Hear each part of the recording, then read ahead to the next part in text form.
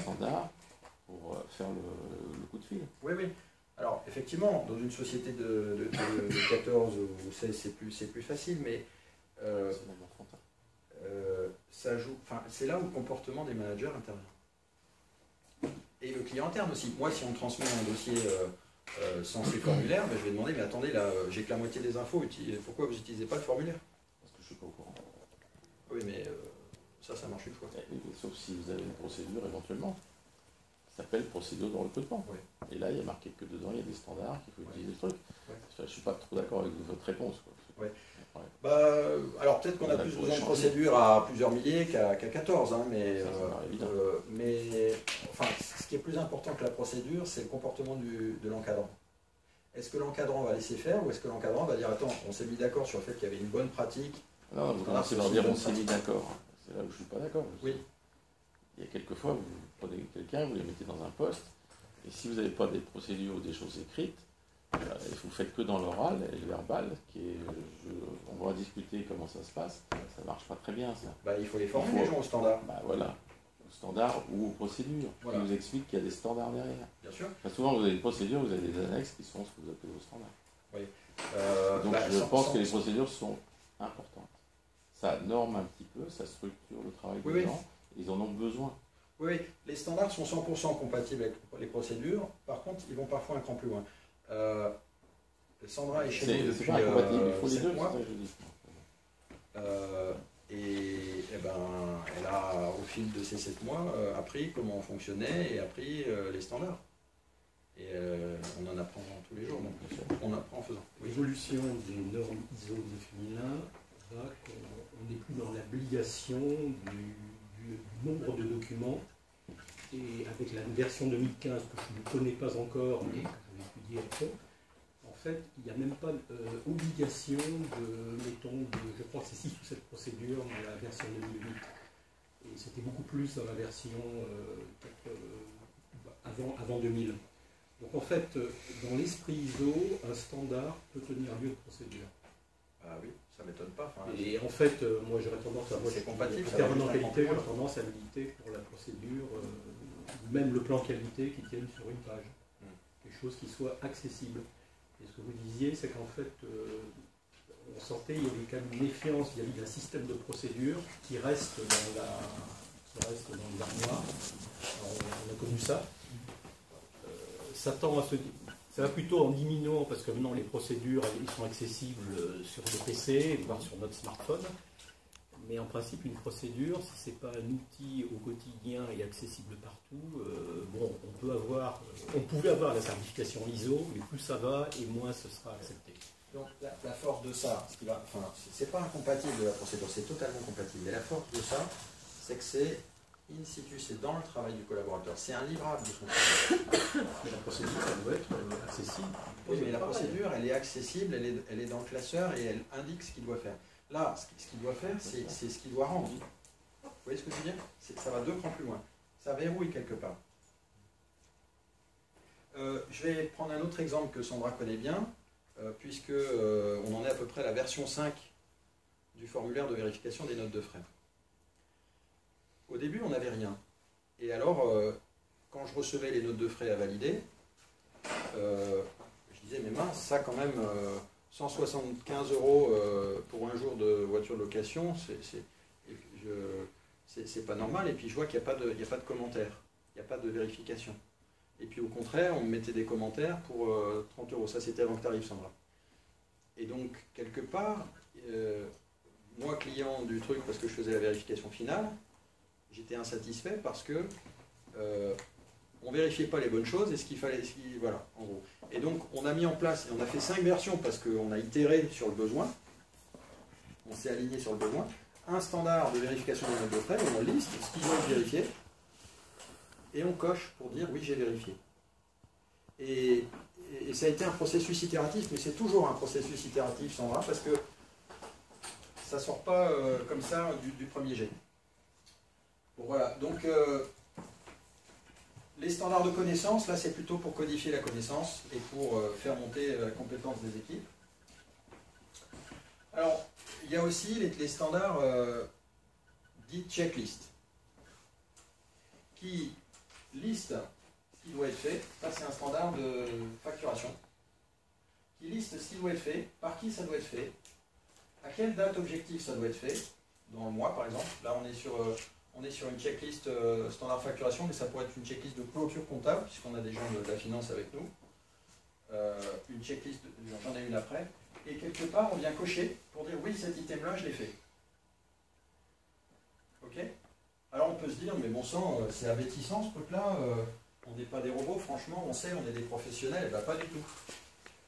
Vous prenez n'importe quelle personne expérimentée, moi qui ai créé la société il y a 8 ans, une comptable, un expert comptable, ce que vous voulez, Léa Nénarque, un polytechnicien, le président de la République, vous lui dites, tiens, ça je te l'enlève, fais-moi la clôture.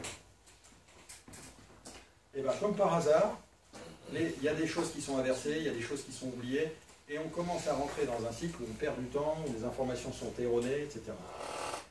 Donc ça, c'est deux standards de ma société. Vous savez combien on a fait de versions pour aboutir à celle que je vous montre là? Ça doit être la version 15, ça doit être la version 25. En 4 ans.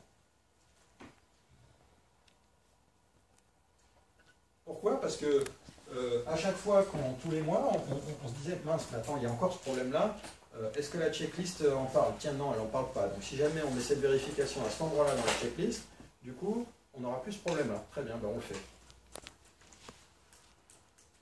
Donc la checklist c'est un peu la recette de cuisine pour faire la clôture comptable ou la facturation ou la paye. Et en même temps, on vérifie qu'on a mis les bons ingrédients. C'est les petits croix. Et puis en plus, on a la séquence dans laquelle il faut mettre les ingrédients. D'accord? Alors, j'ai un copain qui est directeur financier, et puis un jour il me raconte son expérience Lean. Alors oui, il y a des experts Lean là, qui sont venus en interne chez nous, et ils ont sorti un truc vraiment magique, la checklist. Et puis il ricanait, il disait, mais franchement, on appelle ça Lean, mais ça n'a rien de Lean. Donc le problème, c'est pas l'outil, parce que l'outil c'est du gros bon sens, c'est basique. Le problème, c'est qui prend le temps d'aller au bout et de monter la checklist. Et de s'en servir comme d'un véritable outil qui rythme le travail. C'est pas uniquement mettre en place ces outils, c'est les gérer, c'est du management. C'est ça, c'est qu'après il y a du management. Absolument, absolument. Ce sera la conclusion de la présentation, c'est qu'après il y a du management. Alors, ça c'est une autre checklist donc ça indique, enfin, c'est un standard de travail et en même temps une checklist qui indique il y a 7 jours pour clôturer au niveau du groupe. C'est la checklist du contrôleur de gestion du groupe. Et quelque part, il va chaque jour lister qui doit faire quelle action avec quel fichier et il va vérifier si c'est fait ou pas. Pourquoi? Pour ne pas attendre J6 pour découvrir qu'il n'y en a que la moitié qui ont été faits, donc on ne va pas tenir J7. Donc pour visualiser l'avance-retard de production de ce livrable. Ensuite, c'est pouvoir animer le processus et réagir. Et puis enfin, savoir si on est au complet. Et savoir dans quel ordre il faut faire les choses. Être sûr de rien oublier. Alors, ce qui existe dans le monde de la finance ou dans le monde du conseil, ça existe aussi dans le monde de la construction, où finalement les constructeurs se sont posé la question, les constructeurs de bâtiments se sont mis à codifier leurs connaissances. Qu'est-ce que je dois faire au moment d'une revue de contrat? Quelles sont les listes des pièces marchées importantes pour que le dossier soit complet? Ma réunion de lancement, là, quel est l'ordre du jour standard que je dois avoir pour avoir une bonne réunion de lancement? Donc un standard, c'est à la fois une règle, un mode de fonctionnement, une meilleure pratique, et puis un document. C'est pour répondre à votre question initiale. Voilà. Bon, donc, alors on pourrait se dire, les standards, c'est pour l'automobile ou c'est pour les gens qui visent des boulons. Mais en fait, non. Les standards, c'est nécessaire à chaque fois qu'on a un processus qui se répète 2 fois dans le trimestre ou dans l'année. Donc nous, on a des checklists pour préparer les formations, on a des checklists pour préparer ce genre d'événement. On a des checklists pour tout.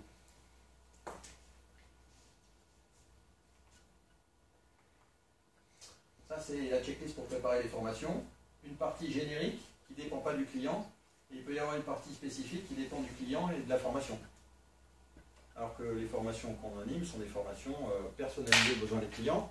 N'empêche que dans une formation personnalisée aux besoins des clients, il y a toujours besoin d'avoir des tables en nu, il y a toujours besoin d'avoir un paperboard, il y a toujours besoin d'avoir un rétroprojecteur, il y a toujours besoin de renvoyer les invitations, etc. Donc il y a des items complètement génériques. Parce que souvent on nous oppose, je vais déborder un peu Michael, souvent on nous oppose, oui mais moi je fais des immeubles, c'est des projets uniques, donc on ne peut rien standardiser. Parce qu'on n'est pas dans l'industrie, voilà. Mais en fait, le projet unique en question, d'abord c'est un projet, donc il y en a d'autres des projets, il n'y a que des projets. Il y a une équipe projet, il y a des réunions projet, il y a un planning projet. Et puis il y a des constantes. Un immeuble, même si ce n'est pas le même, il y a toujours des fondations, il y a toujours la partie gros œuvre, il y a toujours, voilà, donc il y a des constantes. Donc le but du jeu avec ces standards, c'est de, sur les parties constantes, de mettre en place ce qu'il faut pour éviter de réinventer à chaque fois. Alors je ne l'ai pas dit, hein, mais sur la principale raison d'être de cette checklist, celle-ci, c'était qu'en fin de mois, au début, à la création de la société, donc, on se disait, mais bon sang, on était angoissé à mort. Oh là là, mais il y a la TVA, il y a l'IS, il y a les factures de vente envoyées, il y avait trop d'événements qui nous surchargeaient complètement le cerveau. Et on se disait, mais bon sang, on ne va jamais penser à tout. Et puis, c'est un tel effort de penser à tout, que comment on peut s'éviter de penser à tout chaque mois. Donc on a pensé à tout une bonne fois pour toutes, on l'a couché sur papier, puis après on a fonctionné à la marge.